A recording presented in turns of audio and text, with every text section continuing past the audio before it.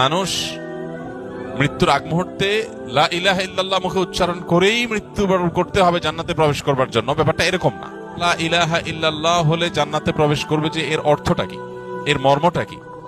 অনেক মুহাদ্দিসিনে কেরামের ব্যাখ্যা হলো যে এর মর্ম হলো যার সর্বশেষ অবস্থান হবে ঈমান এবং তাওহীদ, অর্থাৎ তাওহীদে বিশ্বাসী আছে, এই অবস্থায় তার মৃত্যু হয়েছে। মাঝে মৃত্যু এবং তার তাওহীদের বিশ্বাস, এই দুইয়ের মাঝে কখনো শিরক, সন্দেহ, কুফর, নিফাক এগুলোর কোনোটা আসে নাই।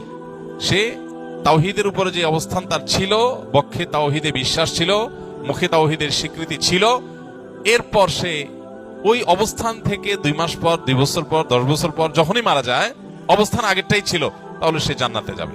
এই হাদিসের ব্যাখ্যা অনেকে বলেছেন, মুহাদ্দিস বলেছেন এটা। আবার এর একটা অর্থ বাহ্যিকভাবে এটাও বুঝে আসে যে